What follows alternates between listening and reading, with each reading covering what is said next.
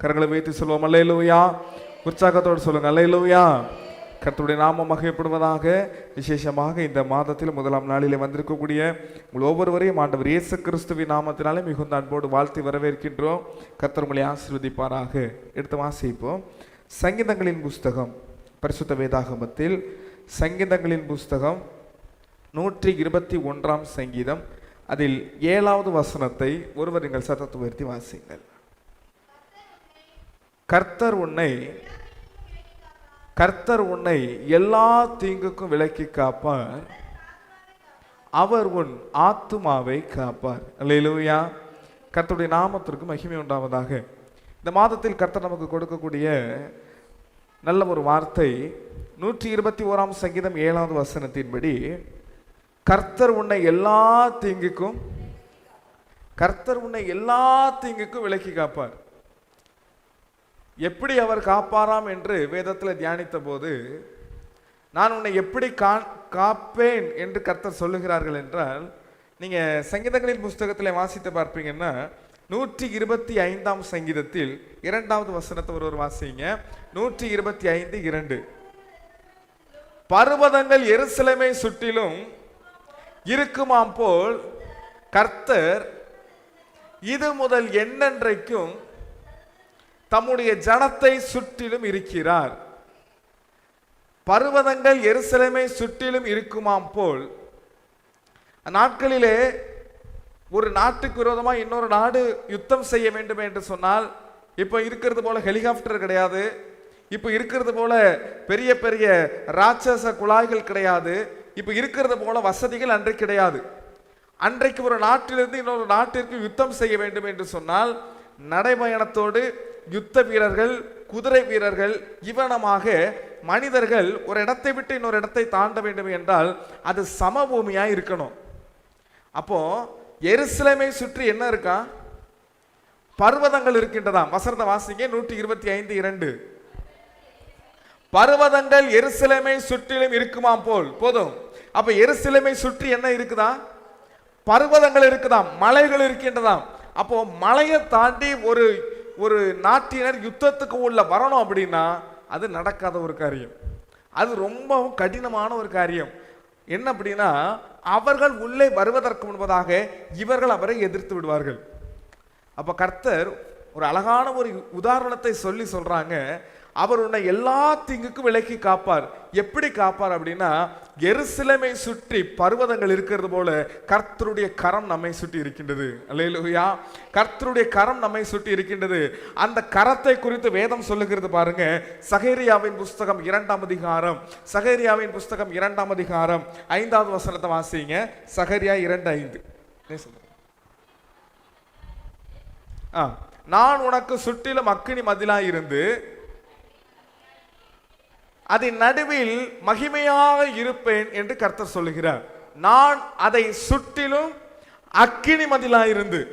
நாம் முதலாவது உங்களுக்கு சொன்னோம், கர்த்தர் நம்மை எல்லா தீங்குக்கும் விலக்கி காக்கிறவர்.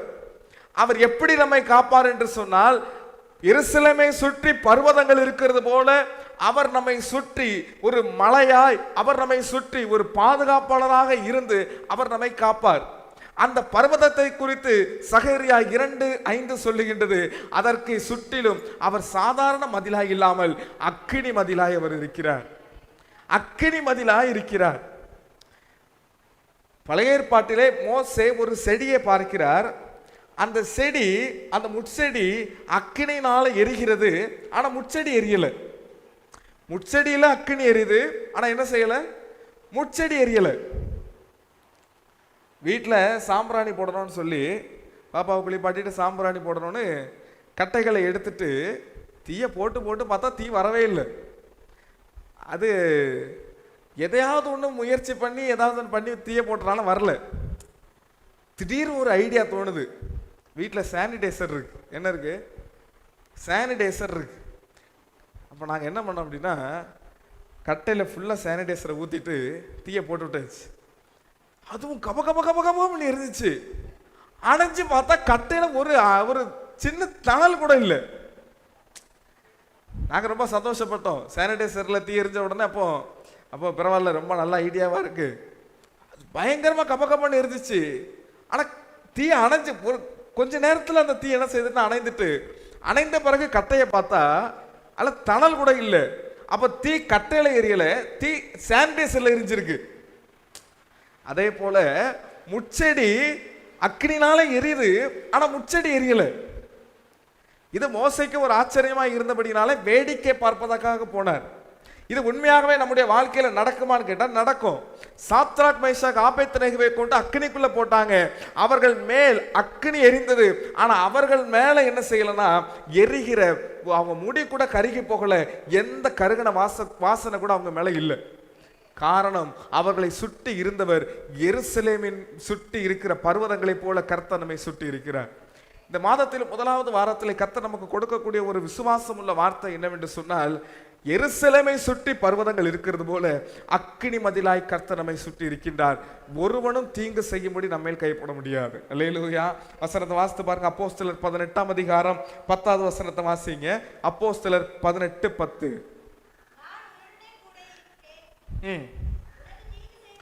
உனக்கு தீங்கு செய்யும்படி ஒருவனும் உன்மேல் கைப்படுவதில்லை. நாம கூடவே இருக்கிறேன்ப்பா, உனக்கு தீங்கு செய்யும்படி என்ன செய்ய போறதில்லை, ஒருவனும் உன் மேல கைப்பட முடியாது. தாவீது சவுலுக்கு பயந்து ஓடுகிறார். ஆனா சத்தியத்தை நல்லா வேதாகமத்தில் வாசித்து பார்த்தீங்க அப்படின்னா, தாவீதுடைய கையில சவுலை கர்த்தர் ஒரு விஷயம் ஒப்பு கொடுக்கிறார். ஆனா தாவீது சொன்னார், பரிசுத்தாவியானவரை பெற்று அபிஷேகம் பட்ட ஒரு மனுஷனை நான் எப்படி கொலை செய்ய முடியும்னு வந்ததுக்கு அடையாளமா வஸ்திரத்தை ஒரு ஓரத்தை வெட்டிட்டு போயிட்டார். அதுவே அவருக்கு பின்பதாக மனஸ்தாபமா இருக்கு. ஐயோ, ஒரு அபிஷேகம் பண்ணப்பட்ட மனுஷனுடைய வஸ்திரத்தின் ஓரத்தை நான் தொட்டுட்டேனே. ஆனா வேதாகமத்தை நீங்க வாசித்து பார்த்தீங்கன்னா, தாவீதை சவுல் துரத்துகிறார். ஆனா கர்த்தர் தாவீதுக்கு சவுலை ஒப்பு கொடுத்தாரே தவிர ஒரு நிமிஷம் கூட, ஒரு இமைப்பொழுது கூட தாவீதுடைய நிழலை கூட தொடுவதற்கு கர்த்தர் சவுலுக்கு அனுமதிக்கவே இல்லை. துரத்திக்கிட்டே இருந்தார், ஆனா நிழலை கூட தொட முடியல. துரத்திக்கிட்டே இருந்தார், அப்புறம் ஓடிக்கிட்டே இருந்தார், ஆனா நிழலை கூட என்ன செய்ய முடியல, தொட முடியல. காரணம் என்ன? அக்கினி மதிலாய் கூட இருக்கிறவர் என்ன செய்கிறார்? கூடவே இருக்கிறார். அக்கினி மதிலாய் கூட இருக்கிறவர் கூடவே இருக்கிறார். அவர் உன்னை எல்லா தீங்குக்கும் விலக்கி காப்பார். கர்த்தருடைய நாமம் மகிமைப்படுவதாக. அப்ப நம்ம ஆதியாகமத்தின் புஸ்தகத்தை நீங்க எடுத்து வாசித்து பார்ப்பீங்கன்னா, பரிசுத்த வேதாகமத்திலே 19ஆம் அதிகாரம் 19வது வசனத்தை வாசிங்க. ஆதியாகமம் 19:19. உமது கண்களில் உமது அடியானுக்கு கிருபை கிடைத்ததே. உமது கண்களில் உமது அடியானுக்கு கிருபை கிடைத்ததே. என் பிராணனை காக்க, என் பிராணனை காக்க தேவரீர் எனக்கு செய்த கிருபையை பெரிதாக விளங்க பண்ணினீர். போதும். லோத்து இருந்த பட்டணத்தை கர்த்தர் அழிக்க போகிறார்.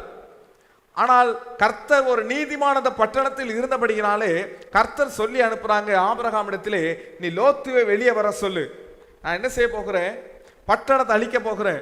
லோத்து வெளியே வந்த பொழுது பட்டணம் அழிக்கப்பட்டது.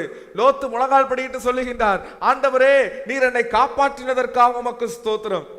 நீர் என்னை காப்பாற்றினீர். நீர் என்ன பண்ணினீர்? என் பட்டணத்தை, இவ்வளவு பெரிய பட்டணத்தை அழிக்க போதிலும் அந்த பட்டணத்துக்கு மதிலாக இருந்த எங்களை கர்த்தர் நீர் காப்பாற்றினீர்.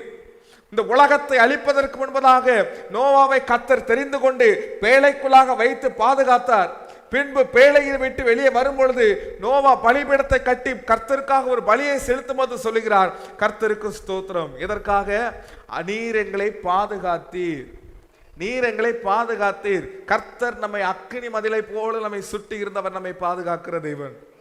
அவர் எப்படியாக நம்மை பாதுகாக்கிறாராம்? நாம் ஏற்கனவே வாசித்தது போல மறுபடியும் தயவு செய்து வாசிங்க. அப்போஸ்தலர் 18:10. நான் உன்னுடனே கூட இருக்கிறேன், நான் உன்னுடனே கூட இருக்கின்றேன், உனக்கு தீங்கு செய்யும்படி ஒருவனும் உன்மேல் கை போடுவதில்லை. போதும். நான் உன்னுடனே கூட இருக்கின்றேன், ஒருவனும் உன்மேல் என்ன செய்ய போறது இல்லை, கை போடுறது இல்லை. ஒருவனும் உன்னை தொட முடியாது, ஒருவனும் உன்னை நெருங்க முடியாது. அந்த ஒருவனும் என்கிற வார்த்தைக்கு நம்முடைய வாழ்க்கையில நம்ம பயப்படுகிற எதுவானாலும் இருக்கலாம். மரணமா இருக்கலாம், வியாதியாக இருக்கலாம், சூழ்நிலைகளாக இருக்கலாம், பொருளாதார வீழ்ச்சியாக இருக்கலாம். எதை எதை கண்டு நாம் பயப்படுகிறோமோ இந்த மாதத்தில் கர்த்தர் உங்களோடு மிக தெளிவாய் பேசிக் கொண்டு இருக்கிறார். உன்னை தொடுவதற்கு எவருக்கும் அனுமதி கிடையாது. உன்னை காக்கும்படி கர்த்தர் உன்னோடு கூட இருக்கின்றார். உன்னை எல்லா தீங்குக்கும் விலக்கி காக்கும்படி கர்த்தர் உங்களோடு கூட இருக்கின்றார். பழைய ஏற்பாட்டிலே கர்த்தருடைய ஆவியானவர் வந்து வந்து போவார். என்ன செய்வார்? சிம்சோன் அவனுக்கு ஒரு பலம் தேவைப்படுகிற நேரத்திலே ஆவியானவர் சிம்சோனுக்குள்ளாக வருவார். அவன் ஒரு பெரிய ஒரு காரியத்தை செய்வார். பின்பு ஆவியானவர் போயிடுவார். இதே போல பரிசுத்த ஆவியானவர் தேவைப்படக்கூடிய சூழ்நிலையிலே அவர் வந்து வந்து போவார். ஆனா புதிய ஏற்பாட்டிலே வேதம் சொல்லுகிறது, அவர் நமக்குள் வந்து வந்து போகல, அவர் நமக்குள் வாசம் செய்கிறார். அவர் என்ன செய்கிறார்? அவர் நமக்குள் எப்போதுமே வாசம் செய்கிறார். நீங்க வேதத்தை வாசித்து பார்த்தீங்கன்னா, நீங்க வாசித்து பார்க்கும்பொழுது 1 கொரிந்தியர் 19ஆம் அதிகாரம் 20வது வசனத்தை வாசிங்க. 1 கொரிந்தியர் 6ஆம் அதிகாரம் 19வது வசனம். உங்கள் சரீரமானது நீங்கள் தேவனாலே பெற்றும் வருது. உங்கள் சரீரமானது நீங்கள் தேவனாலே பெற்றும் உங்களில் தங்கியும் இருக்கிற பரிசுத்த ஆவியானவர் என்ன செய்கிறார்? ஒரு நிமிஷம். பரிசுத்த ஆவியானவர் என்ன செய்கிறார்? அவர் வந்து வந்து போகல, அவர் உங்களுக்குள் தங்கி இருக்கிறார். வேதம் மிக தெளிவாய் சொல்லுகிறது, நீங்கள் பெற்றும் உங்களில் தங்கியும் இருக்கிற பரிசுத்த ஆவியானுடைய ஆலயமாய் இருக்கிறீர்கள் என்று. நாம நல்லா நீங்க புரிந்து கொள்ளணும், அவர் நம்மை மண்ணிலிருந்து உருவாக்கி இருக்கிறார். என்ன செய்திருக்கிறார்? இந்த மண்ணிலிருந்து உருவாக்கினபடினாலே இந்த சரீரம் அவருக்குரியது. அவர் தான் உருவாக்கினார், அவருக்குரியது. ரட்சிக்கப்பட்டு ஞானஸ்நானம் பெற்று பரிசுத்த ஆவியானவரை பெற்றபடியினால், பரிசுத்த ஆவியானவர் நமக்குள் இருக்கிறபடியினால் இந்த சரீரம் ஆலயமாய் மாற்றப்பட்டுச்சு. பரிசுத்த ஆவியானவரை பெறாத வரைக்கும் இந்த சரீரம், ஆனால் அது கர்த்தருடைய சரீரம். அந்த சரீரத்திற்குள்ளாக என்றைக்கு பரிசுத்த ஆவியானவர் வாசம் செய்கிறாரோ அன்றைக்கு அந்த சரீரம் ஆலயமாக மாற்றப்படுகிறது. தெளிவாக வாசிங்கள். 1 கொரிந்தியர் 6ஆம் அதிகாரம் 19வது வசனம். உங்கள் சரீரமானது, நல்லா புரிந்து கொள்ளுங்க, உங்கள் சரீரத்தை நீங்கள் தேவனால் பெற்றீர்கள், அது தேவனுடைய சரீரம். பின்பு உங்களில் தங்கியும் இருக்கிற பரிசுத்த ஆவியானவர் உங்களில் தங்கும் போது அந்த தேவனுடைய சரீரம் அவருடைய ஆலயமாக மாற்றப்படுகிறது. தொடர்ந்து வாசிங்க. நீங்கள் உங்களுடையவர்கள் அல்ல என்று அறியீர்களா? 20வது வசனம்.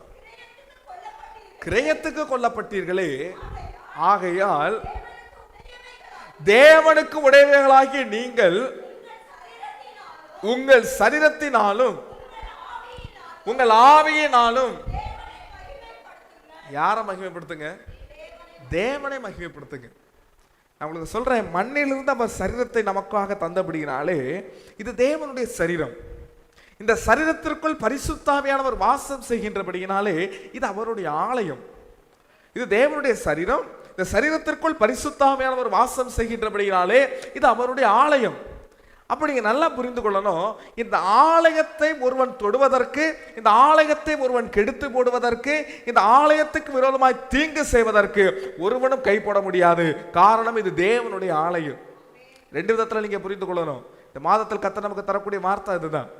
நீங்க எதாவது கண்டு பயந்து கொண்டு எதையாவது கொண்டு நீங்கள் யோசித்துக் கொண்டு இருப்பீர்கள் என்று சொன்னால் விசுவாசமாய் அறிக்கை செய்யுங்கள். எனக்குள் தங்கியிருக்கிற பரிசுத்த ஆவியானவர் என்னை ஒரு ஆலயமாய் வைத்திருக்கிறார், என்னை ஒரு ஆலயமாய் வைத்திருக்கிறார். இதற்கு விரோதமாய் ஒன்றும் என்னை அணுகவும் முடியாது, எனக்கு விரோதமாய் தீங்கு செய்யவும் முடியாது. எனக்கு விரோதமாய் ஒன்றை அணுகவும் முடியாது, தீங்கு செய்யவும் முடியாது. இது தேவனுடைய ஆலயம். அல்லேலூயா. கர்த்தருடைய நாமம் மகிமைப்படுவதாக. நீங்க வேதத்தில் எடுத்து வாசித்து பார்ப்பீர்கள் என்று சொன்னால், எபேசியருக்கு எழுதின நிருபம் 4ஆம் அதிகாரம் 30வது வசனத்தை வாசிங்க. எபேசியர் 4:30. அன்றையும் நீங்கள் மீட்கப்படும் நாளுக்கென்று முத்திரையாய் பெற்ற தேவனுடைய பரிசுத்த ஆவியை துக்கப்படுத்தாதீர்கள். எபேசியர் 4:30 மணமாக சொல்லுகிறது, நீங்கள் பெற்ற பரிசுத்த ஆவியானவரை துக்கப்படுத்தாதுங்க. நீங்க பெற்ற பரிசுத்த ஆவியானவர் என்ன செய்யாதுங்க? அப்போஸ்தலர் எழுதின நடபடிகள் 19ஆம் அதிகாரத்துக்கே வருவீங்க அப்படின்னா, நீங்க வாசித்து பார்க்கும் பொழுது 2வது வசனத்தை வாசிங்க. 19:2. நீங்கள் விசுவாசிகளான போது பரிசுத்த ஆவியை பெற்றீர்களா? போதும். யார் விசுவாசிகள் ஆவார்கள்? இயேசுதான் உண்மையான தெய்வம், அவருடைய இரத்தம் நம்முடைய பாவங்களை கழுவும் என்று சொல்லி பிதா குமாரன் பரிசுத்த ஆவியின் நாமத்தினாலே ஞானஸ்நானம் பெற்றவர்கள் விசுவாசத்தினாலே அவர்கள் என்ன செய்கிறாங்கன்னா, அவருக்குள்ளாக ஞானஸ்நானம் பெற்று விசுவாச அனுபவத்துக்குள்ளாக வருகிறார்கள். இப்போ வேதம் ஒரு கொஸ்டின் கேட்குது, எப்பா நீ விசுவாசித்தாய், நீ ஞானஸ்நானம் பெற்றாய், நீ பரிசுத்தாவியானவரை பெற்றாயா? மூணாவது ஸ்டெப் அதுதானே. நீங்கள் பரிசுத்தாவியானவரை பெற்றீர்களா? பரிசுத்தாவியானவருக்காக நீங்கள் காத்திருக்கிறீர்களா? பரிசுத்தாவியானவர் உங்களுக்கு வேண்டும் என்று சொல்லி உங்களுக்கு ஒரு ஆசை இருக்கின்றதா? மனுஷன் வாழுகிற வரைக்கும், ஒரு உண்மையான ஒரு ஆவிக்குரிய மனுஷன் வாழுகிற வரைக்கும் அவன் பரிசுத்தாவியானவரோட ஐக்கியப்பட்டு வாழுகிறவனா இருக்கணும். எப்படி இருக்கணும்? பரிசுத்தாவியானவரோட ஐக்கியப்பட்டு வாழணும். ஒருவனும் எனக்கு விரோதமாய் தீங்கு செய்யக்கூடாது அப்படின்னா, யாரும் எனக்கு விரோதமாய் கைப்படக்கூடாது அப்படின்னா, என்னோடு எந்த விதமான அக்கினியின் மதிலாய் கர்த்தர் நம்மோடு கூட இருக்க வேண்டுமே என்று சொன்னால், நல்லா நீங்க புரிந்து கொள்ளுங்க, எப்போது நமக்குள் தங்கியிருக்கிற பரிசுத்த ஆவியானவரை நாம் செயல்பட விட வேண்டும். அவரோடு நமக்கு என்ன வேணும்னா ஐக்கியம் வேணும். இன்றைக்கு நமக்கு பரிசுத்த திருவிருந்து ஆராதனை. இந்த திருவிருந்து ஆராதனை குறித்து நான் உங்களுக்கு ஒன்று சொல்லுகின்றேன். நாம் இந்த உலகத்தில் வாழும்போது நம்மை பார்த்து யாராவது உங்களுக்கு என்னென்ன ஆசைகள் இருக்கு அப்படின்னு கேட்டாங்கன்னா, நம்ம என்ன பண்ணுவோம்? லிஸ்ட் போடுவோம். எனக்கு அப்படி ஒரு ஆசை இருக்கு, எனக்கு இப்படி ஒரு ஆசை இருக்கு. சிலருக்கு கண்ணு தெரியாம போன பிறகு பைபிள் வாசிக்கணும்னு ஆசை வரும்.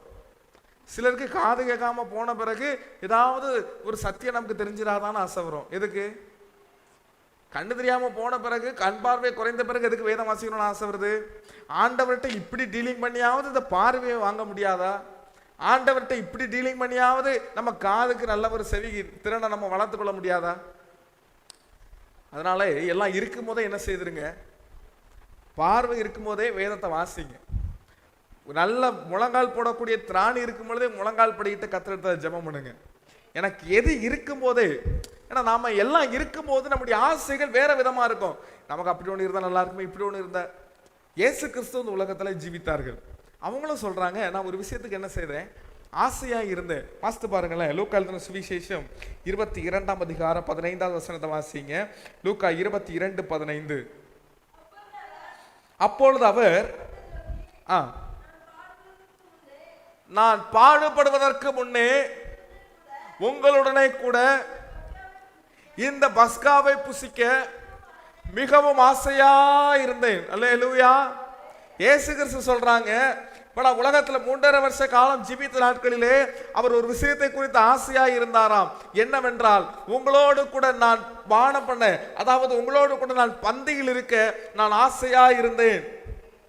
அப்ப அவருடைய ஆசை என்ன அப்படின்னா, அவர் சிருஷ்டித்த மனுஷனோடு பந்தியில் இருக்க வேண்டும் என்பது. அவருடைய ஆசை என்ன அப்படின்னா, அவர் சிருஷ்டித்த மனுஷனோடு ஐக்கியமாய் இருக்க வேண்டும் என்பது. அவர் நம்மோடு ஐக்கியமாய் இருந்தால் நமக்கு ஒருவனும் தீங்கு செய்ய முடியாது. அவர் நம்மோடு ஐக்கியமாய் இருந்தால் ஒருவனும் நமக்கு விரோதமாய் செயல்பட முடியாது. ஆனால் அவர் நம்மோடு கூட ஐக்கியமாய் இருக்க வேண்டும் என்று அவர் விரும்ப, நாம் என்ன செய்கிறோம்னா விலகி விலகி ஓடுகிறோம். அவர் ஆசையா இருக்கிறாராம், அவர் விரும்புகிறாராம். ஆனா நாம என்ன செய்கிறது இல்லைன்னா, நாம விரும்புகிறதும் இல்லை, அதை குறித்த சிந்தனையும் இல்லை. அவரோடு கூட ஐக்கியப்படுகிறது அப்படிங்கிறது மனுஷனுக்கு கிடைத்த ஒரு பெரிய ஒரு பரிசு. மனுஷனுக்கு கிடைத்த ஒரு பெரிய பரிசு. ஆனால் தான் வேதம் சொல்லுகிறது, நீங்கள் பெற்ற ரட்சிப்பு உங்களுக்கு கிடைத்த ஒரு கிஃப்ட், உங்களுக்கு கிடைத்த ஒரு பரிசு. நீங்க சும்மா ஒரு உலகத்துல நீங்க ஜீவித்து கொண்டு இருக்கும் பொழுது அவர் உங்களை தட்டி கூப்பிட்டு, இதுதான்ப்பா ரட்சிப்பு, இதுதான் சபை, இதுதான் உனக்கு நித்திய ஜீவன்ல கொண்டு போகணும்னு சொல்லி உங்களை கொண்டு என்ன செய்திருக்கிறார்? சபையில சேர்த்திருக்கிறார். ஆனா நீங்க தான் என்ன செய்யணும்னா, அவரை கூப்பிட்டு எனக்கு பரிசுத்த ஆவியானவரை தாங்கன்னு கேட்கணும். ரட்சிப்பு உங்களுக்கு கொடுக்கப்பட்ட பரிசு. ரட்சிப்பை அவர் உங்களுக்கு கூப்பிட்டு கொடுத்தார். இப்ப என்னப்பா இதான் ரட்சிப்பு, இதை வைத்துக்கொண்டு கொடுத்தார். ஆனா பரிசுத்த ஆவியானவரை நீங்க கேட்டு பெற்றுக்கொள்ளணும். ஆண்டவர்கிட்ட கேட்கணும், ஆண்டவரே எனக்கு பரிசுத்த ஆவியானவரை தாரும், மாம்சமான யாவர் மேலும் என் ஆவியை ஊட்டுவேன் என்று சொன்ன முடிய வார்த்தையின்படி என்னை உம்முடைய ஆவியினால நிரப்புன்னு கேட்கணும். காரணம், அவரோடு கூட நாம ஐக்கியப்படுவதற்கு நமக்கு ஆசை இருக்கணும். அப்பதான் செயல்பாட்டுக்கே வரும். செயல்படுவதற்கு முன்பதாக உங்களுக்கு என்ன இருக்கணும்?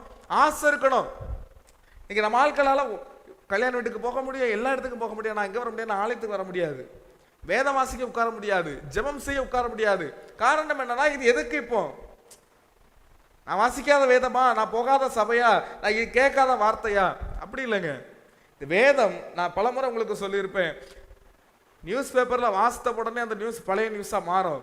ஆனா வேதத்தை எத்தனை வருஷமா நீங்க வாசித்தாலும் இந்த பழைய நியூஸா மாறவே மாறாது. காரணம், இந்த வார்த்தைக்குள்ளே ஜீவன் இருக்கு. இந்த வார்த்தைக்குள்ள என்ன இருக்குன்னா ஜீவன் இருக்கு. அதை வாசிக்க வாசிக்க உங்களுக்குள்ள ஜீவன் வரும். உங்களுக்குள்ள ஜீவன் வரும். தளர்ந்து போன கைகள் எல்லாம் திடப்படுத்தப்படும். தளர்ந்து போய் நீங்கள் ஐயோ என்னுடைய வாழ்க்கையில் எப்படி நடக்குது, தளர்ந்து போய் இருப்பீங்க அப்படின்னா இந்த ஜீவனுள்ள வார்த்தையை வாசித்து பாருங்க. இது உங்கள் ஜீவியத்திலே ஜீவனை கொடுக்கும். கர்த்தருடைய பரிசுத்த நாமம் மகிமைப்படுவதாக. இளையகுமாரன் வீட்டை விட்டு ஓடிட்டு இரண்டாவது உள்ள வருகிறார். வரும்போது ஒரு தீர்மானத்தோடு வருகிறார். இனி நான் இவருக்கு மகனாய் இருப்பதற்கு எனக்கு அந்த அதிகாரம் அல்ல, எனக்கு அந்த தகுதி இல்லை. நான் என்ன செய்கிறேன், வேலைக்காரனில் ஒருவனாக நான் உள்ள போகிறேன், வேலைக்காரனில் ஒருவனாக நான் உள்ள போகிறேன் அப்படிதான் நினைச்சிட்டு வரார். அப்பாட்ட தூரத்துல வரும்போதே அப்பா ஓடி வருகிறார். ஓடி வந்த உடனே இவர் தூரத்துல அப்பாவை பார்த்த உடனே தானா அறிக்கை பண்ணுகிறார். என்ன பண்ணுகிறார், நான் பரத்துக்கு விரோதமா பாவம் செஞ்சுட்டேன், நான் அதை பண்ணிட்டேன், இதை பண்ணிட்டேன், என்னைய ஒரு வேலைக்காரனா ஏற்றுக்கொள்ளுங்க, அதுக்கு இது லிஸ்டா அடுக்கிறார். அப்பா வேற ஒண்ணுமே செய்யல, கட்டி அணைத்து ஒரு முத்தம் கொடுத்தார். அல்லேலூயா. அப்பா வேற ஒண்ணுமே செய்யல. நீ அதை பண்ணிட்டியப்பா, எனக்கு இப்படி போயிட்டியப்பா, எனக்கு அப்படி நடந்துட்டப்பா, அதெல்லாம் அவங்க செய்யல. கட்டி அணைத்து முத்தம் கொடுத்துட்டு மகன்கிட்ட பேசவே இல்லப்பா, மகன்கிட்ட பேசவே இல்லை. கட்டி அணைத்து முத்தம் கொடுத்துட்டு வேலையாட்களை பார்த்து சொல்லுகிறார், போய் கொளுத்த கன்றை அடியுங்கள், பாதரட்சைகளை கொண்டு வாங்க, உயர்ந்த வஸ்திரத்தை கொண்டு வாருங்கள், மோதிரத்தை கொண்டு வாருங்கள். கட்டளை தான் வருது. அப்பா மகன்கிட்ட பேசவே இல்லை. கட்டி அணைத்து ஒரு முத்தம் கொடுத்துட்டு அதோட எல்லாம் முடிஞ்சு. எத்தனை வருஷமா அவர் பாவம் செய்தாரோ, எத்தனை வருஷமா விலகி போயிருந்தாரோ, எவ்வளவுக்கு அதிகமாய் தன் தகப்பனை அவர் வேதனைப்படுத்தி இருந்தாரோ, அதெல்லாம் அப்பா மனசிலே வைக்கல. ஓடி வந்து வீட்டுக்கு வந்த உடனே தகப்பன் தன் பிள்ளையை கட்டி அணைத்து ஒரு முத்தமிட்டு தான் வேலைக்காரனை பார்த்து சொல்லுகிறார், எல்லாத்தையும் ரெடி பண்ணு, என் மகன் மரித்தான், அவன் உயிர்த்து வந்துட்டான். அவன் என்ன பண்ணிட்டான், உயிர்த்து வந்துட்டான். காரணம் என்னவென்று சொன்னால், இந்த வார்த்தைக்குள்ளே ஜீவன் இருக்கின்றது. ஆவியானவர் ஒரு மனுஷனுக்குள்ளே தங்கி இருக்கின்றார் என்று சொன்னால், நீங்கள் முத்திரையாய் பெற்ற பரிசுத்த ஆவியானவரை துக்கப்படுத்தாதுங்க. அவரோடு உங்கள் ஐக்கியத்தை நாளுக்கு நாள் ஸ்திரப்படுத்துங்கள், நாளுக்கு நாள் ஸ்திரப்படுத்துங்க. அவரோடு உள்ள உங்கள் ஐக்கியத்தை என்ன பண்ணுங்க, நாளுக்கு நாள் ஸ்திரப்படுத்துங்க. கர்த்தருடைய நாமம் மகிமைப்படுவதாக. ஒரு உலக மனுஷனோட நாம வந்து ஐக்கியமா இருக்கணுங்கிறதுக்காக சம்பந்தமே இல்லாம அவனுக்கு நம்ம ஃபோன் பண்ணி பேசுவோம். ஃபோன் பண்ணி இல்லை பேசி ரொம்ப நாள் ஆச்சு அதனால நான் ஃபோன் பண்ணேன், பேசி ரொம்ப நாள் ஆச்சு அதனால நான் ஃபோன் பண்ணேன், இல்லை செய்து ரொம்ப நாள் ஆச்சு அதனால நான் செய்தேன். இல்லைங்க, கர்த்தரோடு உங்கள் ஐக்கியம் எப்படி இருக்குன்னு பாருங்க. நீங்க கர்த்தருடைய பரிசுத்த பந்தி, அவரோடு அவருடைய சரீரத்தோடு அவருடைய இரத்தத்தோடு நாம் ஐக்கியப்படுவதற்காக வந்திருக்கிறோம். நாம சிந்தித்து பார்க்கிறது என்னன்னா, உலக சந்தோஷம் ஒரு பக்கம் இருக்கட்டும், உலக பாடுகள் உலக பாரங்கள் இதெல்லாம் ஒரு பக்கம் இருக்கட்டும், நீங்க கர்த்தருக்குள்ள எப்படி இருக்கிறீங்க? அவர் என்னோடு இருந்தால் ஒரு சேனைக்குள் பாய்வேன், இயேசு என்னோடு இருந்தால் ஒரு மதிலை தாண்டுவேன். அவர் என்னோடு இருந்தால் ஒரு சேனைக்குள் பாய்வேன், இயேசு என்னோடு இருந்தால் ஒரு மதிலை தாண்டுவேன். அவர் என் கூட இருந்தாலே போதும். அல்லேலூயா. எனக்கு அது வேணும் இது வேணும் அப்படிலாம் இல்லை. நிறைவான ஆவியானவர் எனக்குள்ளாக இருந்தால் மாத்திரம் போதும், அவர் என்னை நிறைவாய் நடத்துவார். அவர் எனக்குள்ள இருந்தால் மாத்திரம் போதும், அவர் என்னை உயர்ந்த ஸ்தானங்களிலே கொண்டு போய் நிறுத்துவார். அவர் என்னை உயர்ந்த ஸ்தானங்களிலே கொண்டு போய் நிறுத்துவார். அவர் என்னை ஆசீர்வதிப்பார். மனுஷனுக்கு ஏற்படக்கூடிய எல்லா தீங்கிற்கும் அவனுக்கு ஒரு நல்ல ஒரு முடிவு உண்டு. ஒரு கர்த்தர் எல்லாவற்றையும் அவனுக்கு நன்மையாகவே செய்வார். கடந்த நாட்களிலே ஒரு சாட்சி நான் உங்களுக்கு சொல்லுகிறேன். நாம ஒன்று கொண்டு வந்ததும் இல்லை, ஒன்று கொண்டு போவதும் இல்லை, ஒன்று கொண்டு வந்ததும் இல்லை, ஒன்று கொண்டு போறதும் இல்லை.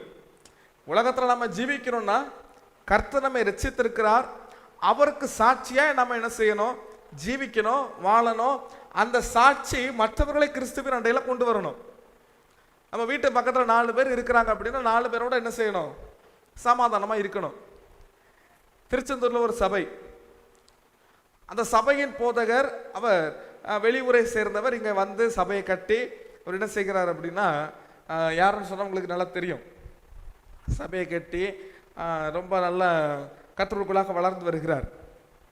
இப்ப இதை கண்ட பக்கத்து வீட்டுக்காரங்க எல்லாரும் இவர் மேல பொறாம சண்டை, பேச மாட்டாங்க, யாருமே பேச மாட்டாங்க. அந்த தெருவுக்கு 2 வழி இருக்கு. ஒரு வழியா போனோம்னா சபையை கிராஸ் பண்ணி போனோம்னு யாருமே அந்த வழியை யூஸ் பண்ண மாட்டாங்களாம், சுத்தி தான் வருவாங்களாம். வாக்குவாத சண்டை கிடையாது, வேற ஒண்ணுமே இல்லை, ஒரு சர்ச்சு கட்டிட்டாங்கிற ஒரே ஒரு காரணம் தான். அப்போ யாருமே பேச மாட்டாங்க. யாராவது வந்து அந்த சபைக்கு வழி கேட்டா கூட சொல்ல மாட்டாங்களாம், அது தெரியாது அப்படின்ட்டுருவாங்களாம். தண்ணி வந்து ஊருக்குள்ள எல்லாம் தண்ணி வந்துட்டு, ஊருக்குள்ள எல்லாம் தண்ணி வந்துட்டு. இவருடைய வீடு கீழே, சர்ச்சு மேல, வீடு கீழே, சர்ச்சு மேல. வீட்டுக்குள்ள தண்ணி வந்துட்டு சபைக்குள்ள தண்ணி வரல. ஏன்னா சர்ச்சு மேல இருந்ததுனால சபைக்குள்ள தண்ணி வரல. இப்ப எல்லாரும் மேல அவங்க வீட்டுக்குள்ள சுற்றி இருக்கிற எல்லாருடைய வீட்டுக்குள்ளேயும் தண்ணி போயிடுச்சு. இவர் கர்த்தருடைய பாதத்துல முழங்கால் படிட்டு ஜெபிக்கும் போது கர்த்தர் ஒரு காரியத்தை சொன்னாங்களா, பக்கத்து வீடுகளிலே போய் அவங்கள விசாரி அப்படின்னாங்களாம். வேற ஒண்ணும் இல்ல, பக்கத்து வீடுகளில் போய் அவங்கள விசாரி அப்படின்னாங்களா. அவர் ஜிப்பா போட்டிருப்பார், ஒரு லுங்கி எடுத்து கட்டிட்டு, ஏன்னா வெளியே போக முடியாது, தண்ணி நெஞ்சு வளர்த்துக்கு இருக்கும், கட்டிட்டு பேசாம போனாராம். ஏன்னா இவருடைய ஸ்தாபனத்திலிருந்து இவருக்கு ஒரு 2 பாக்ஸ் ஃபுல்லா பிஸ்கெட் அனுப்பியிருந்தாங்களாம். இவர் நமக்கு பிஸ்கெட் இருக்கட்டும் அப்படின்னு பிஸ்கெட் எடுத்துட்டு பக்கத்து வீட்டுக்கெல்லாம் போய், ஏன்னா எல்லாருமே டீச்சர்ஸ், அட்வொகேட்ஸ் இவங்க, சார் இன்னாங்க உங்களுக்கு எதை வேணா சொல்லுங்க, நான் எப்படியாவது எங்கேயாவது வாங்கி தரேன், இன்னாங்கன்னு கொடுத்தாராம். எல்லாருக்கும் ஒரே கூச்சம். இவர் வந்து கொடுக்கிறார், அவங்களுக்கு வாங்கறதுக்கு கூச்சம், அவங்களால அதை ஏற்றுக்கொள்ள முடியல. கடைசியில் வாங்கிட்டாங்க. 3 நாளா இவர் அங்க எல்லாருக்கும் பரிமாறி இருக்கிறார். 3 நாளா பக்கத்து வீட்டில் உள்ளவங்க, ஏத்த வீட்டில் உள்ளவங்க, சுற்றி இருக்கிறவங்க எல்லாருக்கும் வீட்டு வாசல்ல போய் இன்னாங்க பரிமாறி இருக்கிறார். 3வது நாள் இவர் சபைக்குள்ள தண்ணி வந்துட்டு வீடுகள் எல்லாம் தண்ணி போயிட்டு, இவர் சபைக்குள்ள தண்ணி ஏறிட்டு வீட்டுக்குள்ள எல்லாம் தண்ணி இறங்கிட்டு, கடைசியில் எல்லாரும் சேர்ந்து இவரை விசாரிக்க வந்தாங்களாம். அல்லேலூயா. சுற்றி இருக்கிற எல்லாரும் சேர்ந்து இவரை விசாரிக்க வந்து இவரை பக்கத்து வீட்டில் 2 நாள் ஸ்டே பண்ண வைத்திருந்தாங்களாம். அனுமதி கொடுத்து எங்க வீட்டில் தங்கிக்கிடுங்க பாஸ்டர் ஸ்டே பண்ண வைத்திருந்தாங்களாம். அல்லேலூயா. இப்ப நான் நினைக்கிறேன், கர்த்தர் ஒன்றை அனுமதிக்கிறார் என்றால் அது நமக்கு நன்மையாகவே இருக்கும், அது முடிவிலை விளங்கும். என்ன செய்யும்? அது முடிவில விளங்கும். ஏரல் பகுதியில் நாங்கள் போகிறோம், இந்த ஸ்டேஷன்ல பிரச்சனைன்னு சொல்லி போகிறோம். போகும்போது ஏரல்ல ஒரு பெரிய பாலம் உடைஞ்சிருக்கு. புதுசா கட்டின ஒரு பெரிய பாலம் 2 உடைஞ்சு போய் நிற்கிற பழைய பாலத்துல தான் நம்ம போக முடியும்.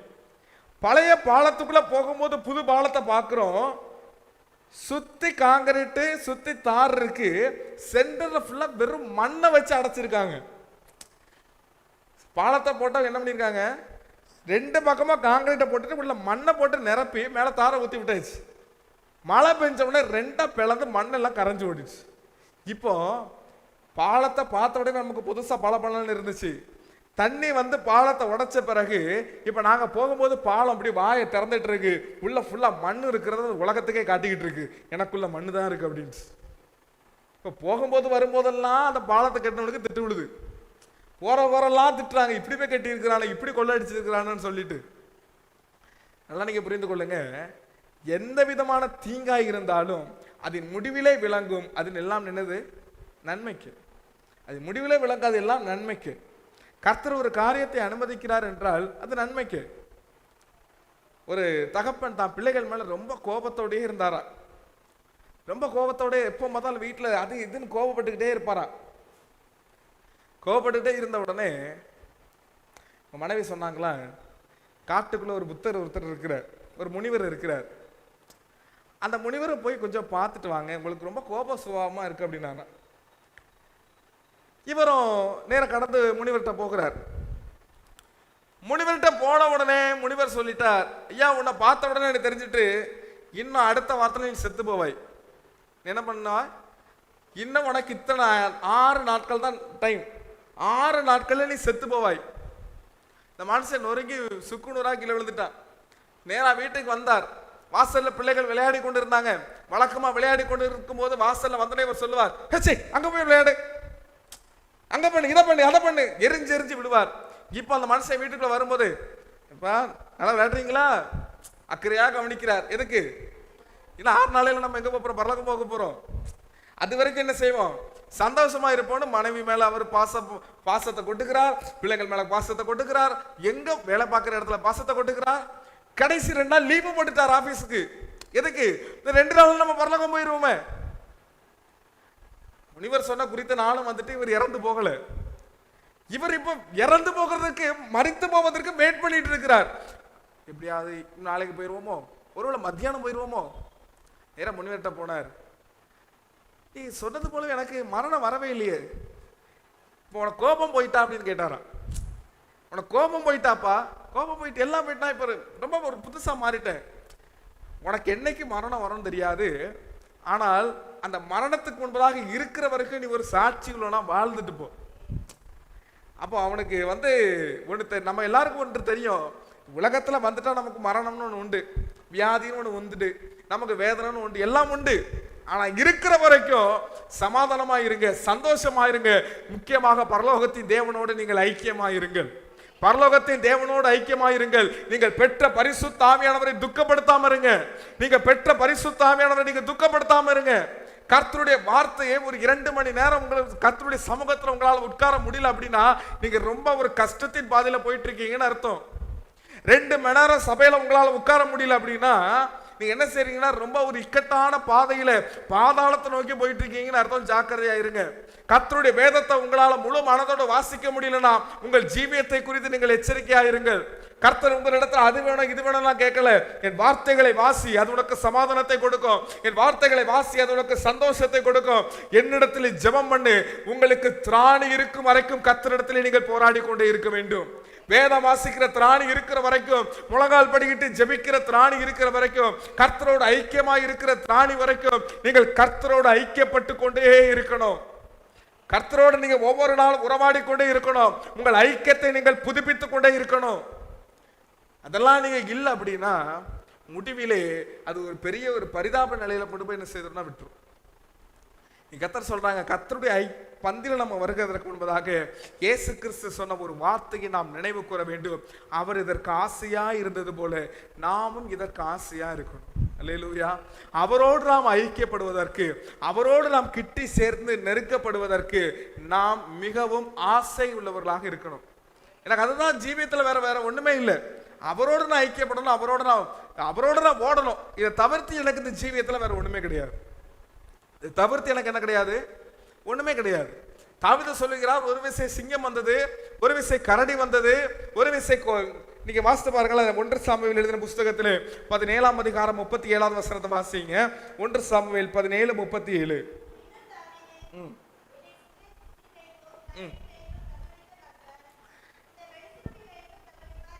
சிங்கத்தின் கைக்கும் கரடி கைக்கும் யார் தப்புவித்தாங்களா? கர்த்தர் தப்புவித்தாங்களா? தாவீது சொன்னார், அது எனக்கு விரோதமாய் பாய்ந்து வந்தது, நான் அதை தாடைகளை கிழித்து போட்டேன். அது அடுத்து நீங்க முந்தின வசனத்தை வாசிங்க, புரியும். 36. அந்த சிங்கத்தையும் அந்த கரடியையும் உம்முடைய அடியாளாகிய நான், இப்போ 36வது வசனத்தை சொல்லுகிறார், நான் அவைகளை கொன்று போட்டேன். யார் கொன்றாங்களா? நான் அவைகளை கொன்றேன். விருத்த சேதனம் இல்லாத இந்த பெலிஸ்தனும் அவைகளில் ஒன்றே போல இருப்பான். அவன் ஜீவனுள்ள தேவனுடைய சேனைகளை அவைகளில் ஒன்றை போல இருப்பான். நான் அவைகளை கொன்று போட்டேன். சிங்கத்தை கொண்டிருக்கின்றேன், கரடியை கொண்டிருக்கின்றேன், இந்த பெலிஸ்தனும் அவைகளில் ஒன்றை போல இருப்பான் சொல்லிட்டு உடனே அடுத்த 37வது வசனத்துல சொல்லுகிறார் பாருங்க, அந்த சிங்கத்தையும் கரடியையும் கர்த்தர் என்ன சொல்லுகிறார்? பின்னும் தாவீது, என்னை சிங்கத்தின் கைக்கும் கரடியின் கைக்கும் தப்புவித்த கர்த்தர், அவைகளின் கைக்கு கர்த்தர் என்னை தப்புவித்தார், கர்த்தர் என்னை காப்பாற்றினார், அவர் என்னோடு கூட இருந்தார். வாசித்து பாருங்க, யோசுவாவின் புஸ்தகம் 1ஆம் அதிகாரம் 5வது வசனத்திலே, யோசுவா 1:5. நீ உயிரோடு இருக்கும் நாளெல்லாம் ஒருவனும் உனக்கு முன்பதாக எதிர்த்து நிற்பதில்லை. நான் மோசையோடு இருந்தது போல உன்னோடும் இருப்பேன். நான் உன்னை விட்டு விலகுவதும் இல்லை, உன்னை கைவிடுவதும் இல்லை. கரங்களை வைத்து சொல்வோம், அல்லேலூயா. கர்த்தருடைய நாமம் மகிமைப்படுவதாக. கர்த்தர் ஒரு மனுஷனோடு கூட இருந்தால் அந்த மனுஷனை ஒருவனையும் எதிர்க்க முடியாது. அவனை எந்த விதமான தீங்கும் அவனை அணுக முடியாது. இந்த மாதத்திலே கர்த்தர் நமக்கு கொடுக்கிற வார்த்தையின்படி 121ஆம் சங்கீதம் 7வது வசனத்தின்படி அவர் நம்மை எல்லா தீங்குக்கும் விலக்கி காப்பார். எப்படி காப்பார் அப்படின்னா, எருசலேமை சுற்றி பர்வதங்கள் இருக்கிறது போல கர்த்தர் நம்மை சுற்றி அக்கினி மதிலாக இருப்பார். அவர் நம்மை சுற்றி அக்கினி மதிலாக இருந்து அவர் நம்மை மிக அழகாய் அவர் நம்மை பாதுகாத்துக் கொள்வார். யார் அவர் பாதுகாப்பார் அப்படின்னா, எந்த ஒரு மனுஷன் அவரோடு ஐக்கியமா இருக்கிறானோ, எந்த ஒரு மனுஷனுடைய ஐக்கியம் அவரோடு புதுப்பிக்கப்படுகிறதோ, எவன் ஒருவன் அவரோடு ஐக்கியப்பட வேண்டும், அவரோடு நாம் இன்னும் வளர வேண்டும் என்று ஆசை கொள்கிறானோ, அவனை கர்த்தர் என்றென்றைக்கும் அவர் அவனை காப்பார். என்றென்றைக்கும் அவர் நம்மை காப்பார். ஒருபோதும் அவர் நம்மை விட்டு விலகுவதும் இல்லை, அவர் நம்மை கைவிடுவதும் இல்லை. அல்லேலூயா. அவர் எழுதி நிற்போம். கர்த்தருடைய வார்த்தைக்காக நாம் ஜெபிக்கலாம். அவர் எழுதி நின்று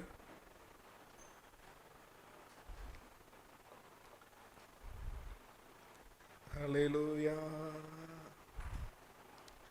காக்கும் கரங்கள் உண்டனக்கு காத்திடுவா கிருபையாலே. காக்கும் கரங்கள் உண்டனக்கு காத்திடுவா கிருபையாலே. அல்லேலூயா. பாடி பாடி அலைகளை நான் ஆமென்.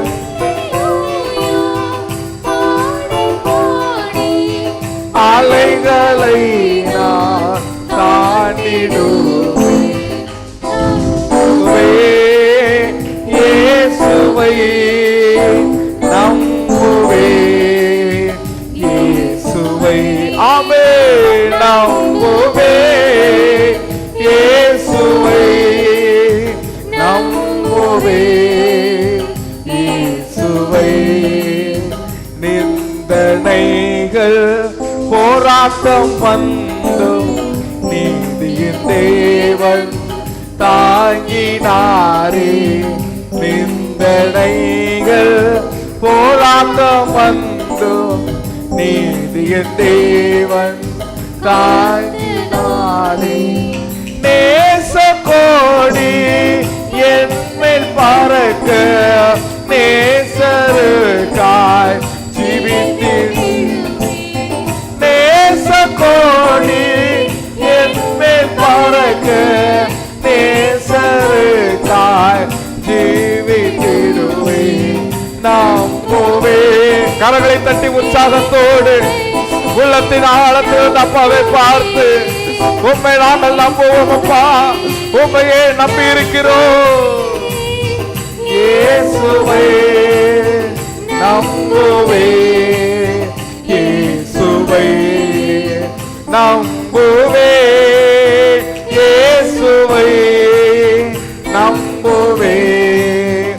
இயேசுவை நம்புவேன். இயேசுவை நம்புவேன். ரபபபபபா நம்பு உண்மையே நம்பி இருக்கிறோம் அப்பா. எங்களை காக்கின்ற தெய்வமே, எங்களை காக்கின்ற தெய்வமே, உண்மையே நம்பி இருக்கிறோம்.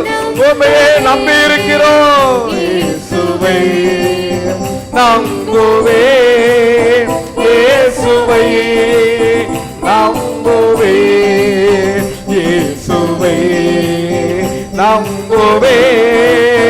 இயேசுவை நம்புவேன். இயேசுவை நம்புவேன். உள்ளத்தின் ஆழத்தில் அப்பாவை பார்த்து உண்மையே நம்பி இருக்கிறோம்.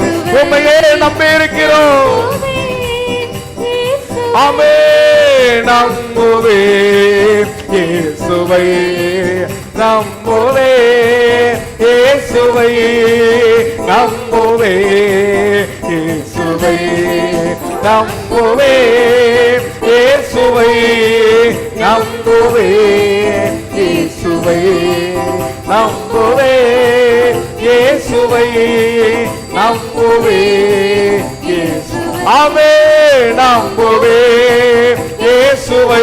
கரங்களை தட்டி அப்பாவை பார்த்து இயேசுவை நம்புவேன். இயேசுவை நம்புவேன். இயேசுவை நம்புவேன். இயேசுவை நம்புவேன். ஓ Orabala shagala bauliala bala திருவில பாஷகத்துல பவுலியல பக்க துளிவில பாஷகத்துறான்யா. உற்சாகத்தோடு கரங்களை தட்டு அபிஷேகத்தில் நிறைந்து அந்நிய பாஷைகளை பேசு. என்னை எல்லா தீங்குக்கும் விலக்கி காக்கிற தேவன், அக்கினி மதிலா எங்களோடு கூட இருக்கிற தேவன், எங்களை உயிர்ப்பிப்பீராக, உம்முடைய ஐக்கியத்தில் எங்களை உயிர்ப்பிப்பீராக. கரங்களை தட்டி அபிஷேகத்தில் நிரம்பி ரதுட பாலா ஷகல பவுலியல பல துறான்யா. ரிதுரிவில பல துக்கல பவுலியல பல துறான்யா. ரகல பவுலியல பல ஷகல பவுலியல பக்க துறான்யா. கர்த்தருடைய வார்த்தை நம்மோடு கூட பேசினது போல உன்னை எல்லா தீங்குக்கு விலக்கி காப்பேன் என்ற வார்த்தையின்படி கர்த்தர் தம்முடைய தாசர்களை எவனமாய் காத்தார் என்று நாம் பார்த்தோம். ஓ, கரடி வந்த போதும் சிங்கம் வந்த போதும் மரண தாக்கில் பள்ளத்தாக்கிலே மரணம் என்னும் பள்ளத்தாக்கிலே நடந்த போது சங்கீதக்காரனாகிய தாவீது சொல்லுகிறார், பொல்லாப்புக்கு நான் பயப்படேன். ஓ கர்த்தர் நீர் என்னோடு கூட இருக்கிறீர், கர்த்தர் நீர் எங்களோடு கூட இருக்கின்றீர். ரமக துலிவிலுமில்லா ஷகலமௌலியல பலக்க துலமௌலியல பலத்தரான்யா. எல்லா விதமான தீங்கி நின்று நம்மை காக்கின்ற தேவன், எல்லா விதமான தீங்கி நின்று நம்மை தூக்கி நிறுத்துகிற தேவன், நமக்கு எதிராய் பேசக்கூடிய மனிதர்களுடைய வாய்க்கு முன்பதாக நமக்கு எதிராய் பொறாமையோடு நம்மை பார்த்து கொண்டு இருக்கிற அவர்களுடைய கண்களுக்கு முன்பதாக கர்த்தர் நம்மை பார்த்து சொல்லுகிறார், நான் உன்னை உயர்த்தி ராஜாக்களுக்கு மத்தியில் அமர வைப்பேன், நான் உங்களை உயர்த்தி ராஜாக்களுக்கு மத்தியில் அமர வைப்பேன். ஓ, எல்லா விதமான தீங்கி நின்று நான் உன்னை காக்கிற தேவன். தேவன் நமக்கு செய்கிற எல்லா நன்மைக்கு அது முடிவிலே நன்மையாய் உங்களுக்கு விளங்கும். அதன் முடிவிலே நீங்கள் நன்மையாய் அதை விளங்கும். கர்த்தனமோடு கூட பேசின வார்த்தைகளுக்காக கரங்களை தட்டி கர்த்தரை ஸ்தோத்திரம் பண்ணுவோம். ஸ்தோத்திரம், ஸ்தோத்திரம், ஸ்தோத்திரம், ஸ்தோத்திரம்.